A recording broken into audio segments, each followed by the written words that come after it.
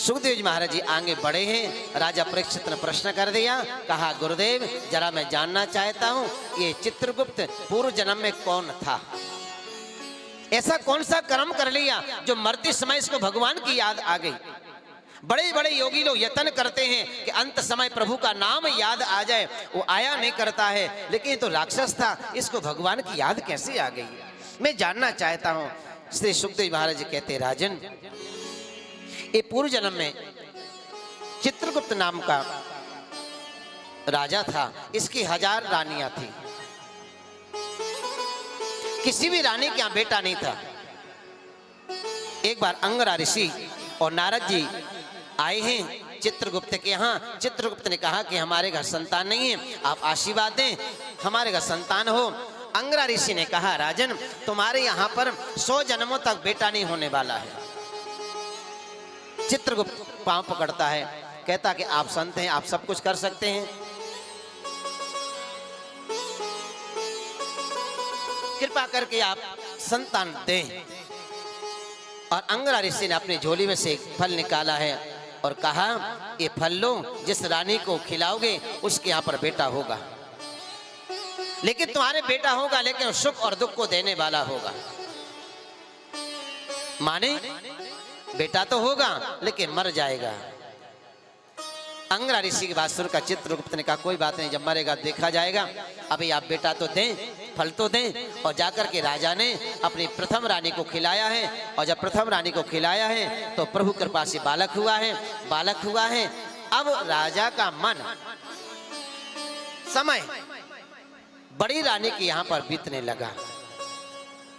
99 रानियों ने विचार किया कि अभी तक तो राजा हमारा फिर भी हालचाल पूछ लेते थे, लेकिन आज ऐसा समय आ गया कि राजा हमारा हालचाल भूल गए हैं पूछना।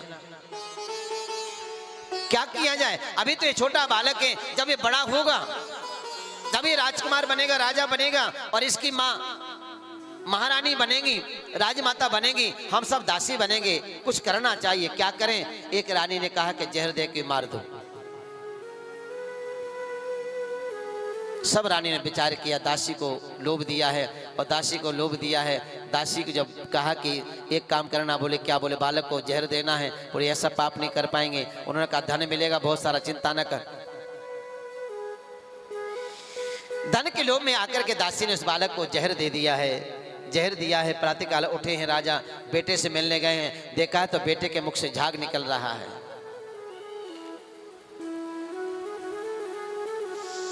मरा हुआ जान करके राजा छाती पीट पर के रोने लगे, और रानी ने सुना कि राजा रो रहे हैं, रानियां भी आ गई, वो भी नाटक करने लगी।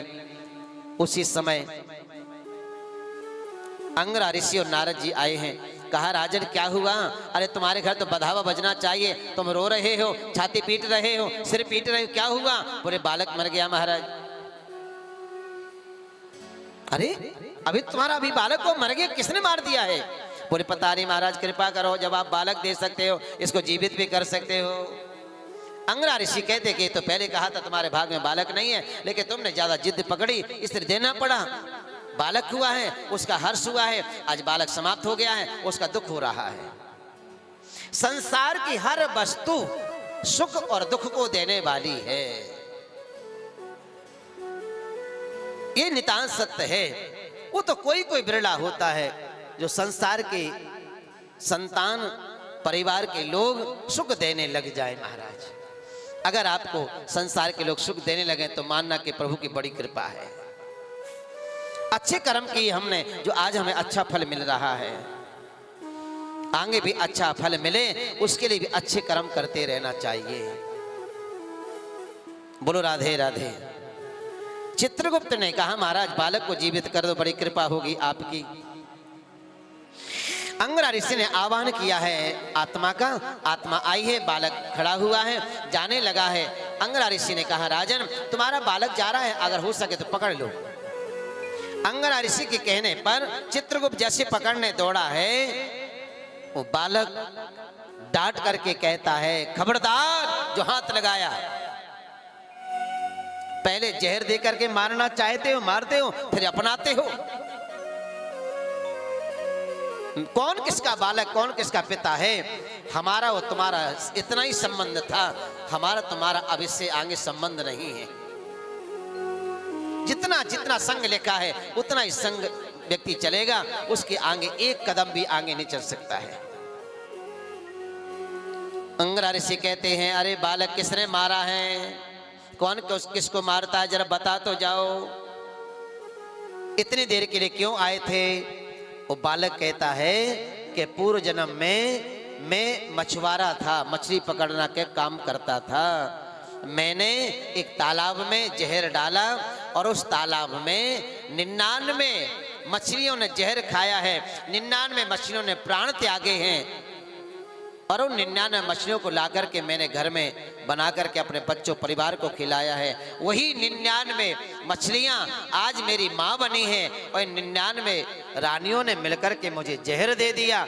इनका और हमारा जो संबंध था आज समाप्त हुआ है। एक बार मैंने जहर दिया है, अब इन्होंने जहर दे दिया है, हमारा और इसका आदान प्रदान समाप्त हुआ है। मैं मुक्त हो गया, ये भी मुक्त हो गए। यसो देही तसो जही, आप जिसके साथ में जो व्यवहार करोगे वही व्यवहार आपके साथ में भी होने वाला है।